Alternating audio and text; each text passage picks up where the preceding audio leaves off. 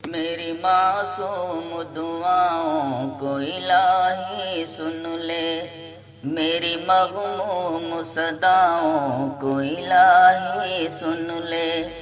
رفع الیدین کرنے کی حدیثیں زیادہ ہیں، اس لیے کہ وہ ایک عمل ہے، کیا ہے۔ جنت رفع یدین کرنے اور رفع یدین نہ کرنے کے کسی ایک طبقے کے لیے رجسٹری نہیں ہے۔ بھئی رفع یدین کرنے والے بھی جنت میں جائیں گے، آپ جا کے دیکھ لینا۔ امام بخاری ہوں گے کہ نہیں جنت میں؟ امام مسلم ہوں گے کہ نہیں جنت میں؟ امام ابو داؤد، ترمذی، نسائی، ابن ماجہ سب ہوں گے کہ نہیں؟ ارے نیچے آ جائیں، حضور غوث العظم میرے اور آپ کے اور کل دنیا کے شیخ عبد القادر جیلانی ہوں گے کہ نہیں جنت میں؟ یہ سب رفع یدین کرتے تھے۔ اب میں ان کا مرید ہوں، میں حنفی ہوں، میں رفع یدین نہیں کرتا۔ بہت ظلم کرتے ہیں اور ان کے اپنے علماء بھی انہیں روکتے رہتے ہیں کہ اللہ کا خوف کرو، یہ رفع یدین جو ہے نا چل رہا امت میں، اس کے بارے میں یہ حدیث نہیں، تم کیوں ظلم کرتے ہو؟ اس دور میں بہت بڑے حنفی عالم ہیں دیوبندی حضرات میں سے، وہ جسٹس بھی رہے ہیں، جسٹس تقی عثمانی، انہوں نے آپ اپنے جو عمالی ہے ترمذی کی شرح نوٹ کروائی، اس میں خود کہا کہ حیا کرو، اللہ سے ڈر جاؤ۔ یہ سنت جو رفع الیدین ہے امام کر رہے ہیں، شافعی اور احمد اور سارے اہل حدیث ہے، کس نے اس کو کہا کہ یہ گھوڑوں کی دمیں اور یہ جھوٹ بولتے ہیں؟ اسی طرح یہ مدرسہ جامعہ اشرفیہ لاہور، اس کے شیخ تھے مولانا محمد عزیز کاملی رحمۃ اللہ علیہ، ان کی مشکات کی شرح تاریخ کسبی، اس میں بھی لکھتے ہیں کہ جس میں رائی برابر ایمان ہوگا وہ اس بحث میں اس کو نہیں پیش کرے گا۔ حضور اپنی سنت کو میرے بھائی گھوڑوں کی دمیں کہہ سکتے تھے، اگر روکنا بھی ہوتا تو کہتے میں نے بھائی بتایا تھا، اب اس کو چھوڑ دو، اچھا انداز تھا۔ کتنی چیزیں ایسی آپ نے کہا تھا قبریں نہ دیکھا کرو، بعد میں کہا میں نے منع کیا تھا، اب اجازت دیتا۔ قربانی کے بارے میں کہا تھا 3 دن کے سے زیادہ گوشت نہ کو، پھر کہا میں اب اجازت دیتا۔ رفع الیدین روکنا ہوتا چلا تو حضور کے کہنے سے تھا نا، یہ سارے مانتے ہیں، تو آپ کہتے میں نے سکھایا تھا اب چھوڑ دو۔ جب آپ نے کہا گھوڑوں کی طرح دمے کیوں لاتے، وہ کہہ نہیں سکتے تھے کہ یہ گھوڑوں کی طرح دمے لانا تو آپ نے سکھایا، اگر یہ گھوڑوں کی دمے تو آپ نے تو بتایا تھا۔ بہت بےہودگی کرتے ہیں کہ غیر متعلقہ روایت کو اس بحث میں لاتے ہیں، اور اتنا بھی شرم اور حیا ان میں نہیں کہ جانتے ہیں کہ امت کے بہت امام اور صحابہ کرتے رہے، کچھ نہیں بھی کرتے رہے، یہ تو کسی نے نہیں کہا۔ مولانا روشا کہتے ہیں یہ بے حیا جو کہتے ہیں منسوخ ہو گیا، ان کے پاس ایک حرف بھی نہیں ہے، ہم صرف اتنا کہتے ہیں کہ اگر چھوڑ دی جائے تو نماز ہو جاتی، منسوخ ہونے کا کہاں ذکر ہے کہ آپ نے بند کر دی؟ اور یہی مولانا عبداللہ لکھنوی رحمۃ اللہ علیہ نے تاریخ المسجد میں لکھا کہ جنہوں نے ہم میں سے یہ شرارت کی ہے نا عینی وغیرہ نے کہ یہ منسوخ جھوٹے، ایک حرف بھی حدیث کی کتابوں میں موجود نہیں۔ یہی معرف السنن میں اس دور میں مولانا یوسف بنوری صاحب نے لکھا بھئی آپ صرف سوئی کے ناکے برابر، وہ بھی میں کہتا ہوں کہ اب ابن مسعود رضی اللہ عنہ کی روایت صحیح اگر نہ کریں تو گنجائش، ورنہ بہت علماء تو کہتے ہیں کہ وہ روایت بھی صحیح نہیں، آپ نے چھوڑا ہی نہیں کبھی، سوئی کے ناکے کے برابر گنجائش ہے نہ کرنے۔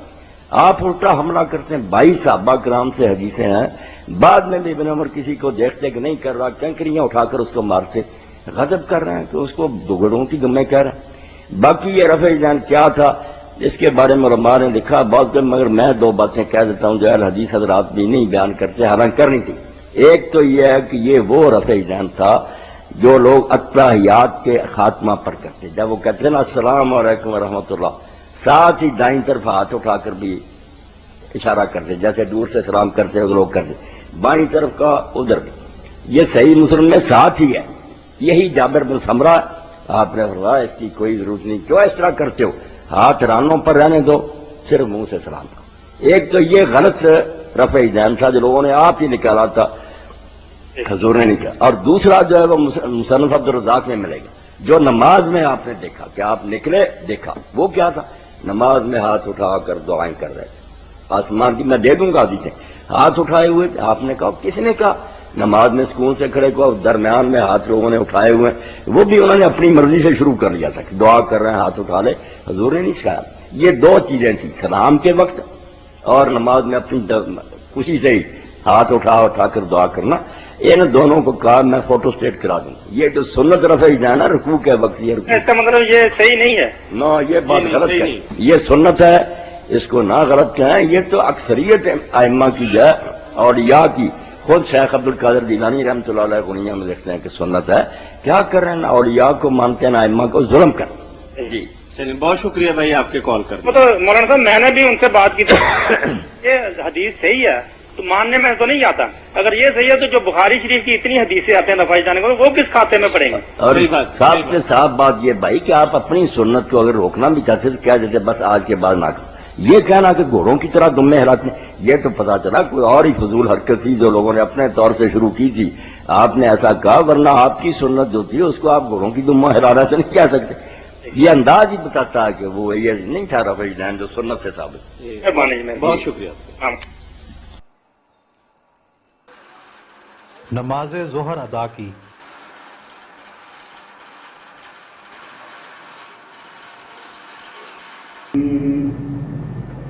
اللہ اکبر.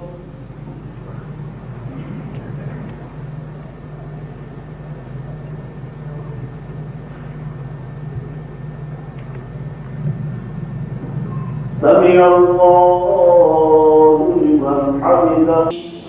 اللہ اکبر.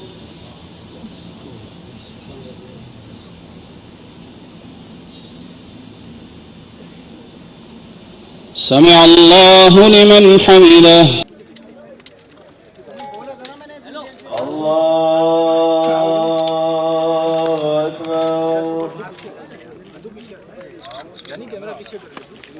بچوں، میرے محترم اساتذہ و مفتیان، یہ زندگی پڑھانے کی ہے جو ان کے کام آئے گی.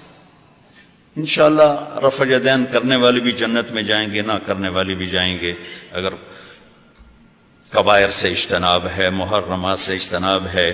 عبداللہ بن عمر رفع یدین کرتے تھے.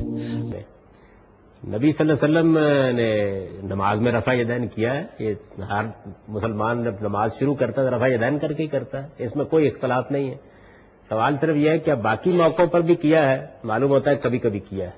تو اس وجہ سے آپ اتنی بات اگر مان لیں تو اس میں لڑنے کی کیا بات ہے؟ یعنی ایک تو فرض ہے، اس کے بغیر نماز ہوتی نہیں شروع کرتے وقت، اس میں کسی کو اختلاف بھی نہیں. رکوع میں جاتے ہوئے، سجدے میں جاتے ہوئے، اٹھتے ہوئے، روایتوں سے معلوم ہوتا ہے کہ حضور نے کبھی کبھی اس موقع پر بھی رفع یدین کی. ٹھیک، اتنی بات ختم ہو گئی. آپ بھی کبھی کبھی کر لیں گے تو آخر کیا قیامت آ جائے گی. جلال الدین سیوطی رحمت اللہ علیہ نے فرمایا کہ حدیث رفع الیدین رواہ 50 صحابیا. رفع الیدین کی حدیث کو 50 صحابہ کرام نے روایت کیا ہے. اور علامہ مجد الدین فیروز آبادی مصنف قاموس، وہ اپنی کتاب سفر السعادہ کے اندر لکھتے ہیں کہ رفع الیدین کے ثبوت میں تقریباً 400 احادیث موجود ہیں. میں اس میں سے ایک روایت جو بخاری کے اندر ہے وہ میں پیش کرنا چاہتا ہوں. روایت اس طرح ہے: وان ابی قلابۃ انہ رأى مالک بن الحویرث اذا صلى کبر ورفع یدیہ واذا اراد ان یرکع رفع یدیہ واذا رفع رأسہ رفع یدیہ وحدث ان رسول اللہ صلی اللہ علیہ وسلم صنع ھکذا. رواہ البخاری فی کتاب الصلاۃ. حضرت امام بخاری حدیث پاک کو ایسے کتاب الصلاۃ کے اندر لائے. حضرت ابو قلابہ کہتے ہیں کہ انہوں نے مالک ابن حویرث کو دیکھا کہ مالک ابن حویرث جب نماز پڑھنا شروع کرتے، اذا صلی، جب نماز پڑھنا شروع کرتے تو تکبیر بولتے، کبر، اور تکبیر کے وقت رفع الیدین کرتے. کبر ورفع یدیہ، تکبیر تحریمہ کے وقت رفع الیدین کرتے. تو رفع الیدین کا ایک محل تو تکبیر تحریمہ کے وقت ہے. پھر وَإِذَا أَرَادَ أَن يَرْكَعَ، جب وہ رکوع کرنے کا ارادہ کرتے تو رکوع میں جانے سے پہلے رفع الیدین کرتے. وَإِذَا رَفَعَ رَأْسَهُ، اور جب رکوع سے اپنا سر اٹھاتے تو رفع یدیہ، تب رفع الیدین کرتے. یہ روایت بیان کرنے کے بعد ابو قلابہ کہتے ہیں کہ مالک ابن حویرث جب یہ عمل دکھلا رہے تھے، نبی کریم صلی اللہ علیہ وسلم کی نماز کا یہ طریقہ بتا رہے تھے، فارغ ہونے کے بعد وہ کہتے ہیں وحدثا، انہوں نے بیان کیا، ان رسول اللہ صلی اللہ علیہ وسلم صنع ھکذا، نبی کریم صلی اللہ علیہ وسلم نے اسی طریقے سے کیا ہے. یہ نبی کریم صلی اللہ علیہ وسلم کا عمل ہے. اور ایک نکتہ، کتب ستہ کی کوئی بھی کتاب رفع الیدین کی حدیث سے خالی نہیں. امام ابن ماجہ لا رہے ہیں, امام مسلم لا رہے ہیں, امام بخاری لا رہے ہیں, امام نسائی لا رہے ہیں, امام ابی داؤد لا رہے ہیں, امام مالک لا رہے ہیں. موطا کے اندر کوئی بھی حدیث کی کتاب رفع الیدین کی روایت سے خالی نہیں ہے. امام بخاری جو کہ امام المحدثین ہے, امام الفقہاء ہے, وہ لا رہا ہے اس کو. اتنے بڑے بڑے محدثین کو اس کے نسخ کا علم نہیں. یہ چیک کردی اور چیک کردی کے شور میں ان کو اچھی طرح کہ اس کے اندر نسخ ہو چکا. ان محدثین کو علم نہیں ہے. حدیث پاک دیکھیں کتنی پیاری حدیث ہے. اور امام بخاری کی فقاہت دیکھیے کہ یہ روایت ایسے صحابی سے لا رہے ہیں جو نبی کریم صلی اللہ علیہ وسلم کے انتقال سے کچھ سال پہلے ایمان لایا ہے. کون ہے وہ؟ مالک بن حویرث. چلیے وہ روایت پڑھ لیتے ہیں. پہلے روایت اس طرح وعن ابي قلابة انه راى مالك بن الحويرث رضي الله تعالى عنه اذا صلى كبر ورفع يديه واذا اراد ان يركع رفع يديه واذا رفع راسه من الركوع رفع يديه وحدث ان رسول الله صلى الله عليه وسلم صنع هكذا. رواه البخاري في كتاب الصلاة. حضرت امام بخاری اس حدیث پاک کو کتاب الصلاة کے اندر لائے. حضرت ابو قلابہ کہتے ہیں کہ میں نے مالک بن حویرث کو دیکھا, اور یہ مالک بن حویرث کا ایمان لائے معلوم ہے 10 ہجری کے اندر. 10 ہجری کے اندر ایمان لائے ہیں. اور نبی کریم صلی اللہ علیہ وسلم کا انتقال کب ہو رہا ہے؟ آپ کو 29 اپریل کو میرا خیال آپ بیمار ہوئے, مرض الموت میں مبتلا ہوئے, اور یہ کوئی 12 ربیع الاول پاک کا انتقال ہو گیا. یعنی یہ جب ایمان لائے ہماری کی نوائش, اس کے بعد 1 سال کے بعد آپ کا انتقال ہو گیا. تو زیادہ موقع تو نہیں ہوا. ہماری کی روز 10 ہجری کے اندر ایمان لایا, اور نبی کریم صلی اللہ علیہ وسلم کا انتقال 11 ہجری کے اندر ہو رہا ہے, سال بھر کے بعد. تو یہ 10 ہجری کے اندر ایمان لانے والا صحابی یہ بیان کر رہا ہے کہ نبی کریم صلی اللہ علیہ وسلم نے ایسے ہی کیا. جب نماز پڑھتے تکبیر تحریمہ کے وقت ہاتھ اٹھاتے, رکوع میں جاتے وقت ہاتھ اٹھاتے, رکوع سے اٹھتے وقت سر اٹھاتے, ہاتھ اٹھاتے, اور اس کے بعد یہ بولتے ہیں کہ نبی کریم صلی اللہ علیہ وسلم نے ایسے ہی کیا ہے, اور یہ صحابی 10 ہجری کے اندر ایمان لانے والا ہے. اب یہ حدیث گلے میں اٹک گئی ہے, یہ حدیث گلے کے اندر اٹک گئی ہے. اب یہ ثابت کریں کہ 10 ہجری کے بعد منسوخ. اب مسئلہ یہ نہیں ہے, مسئلہ اب یہ ہے کہ 10 ہجری کے بعد کب منسوخیت ہوئی یہ ثابت کیا جائے. اب دلیل کی ذمہ داری مدعی کو ہوگا. اب یہ تھا, یہ جس نے دعویٰ کیا وہ ہم تو منکر ہے اس کے. البینۃ علی المدعی منسوخ ہے تو مدعی تو, لہذا بینہ کی ذمہ داری کیا ہوگا؟ تو دلیل ہے کہ 10 ہجری کے بعد فلاں وقت کو اس کی منسوخیت ہوئی, قطعیت کے ساتھ دلیل نہیں لا سکتا. صرف باتیں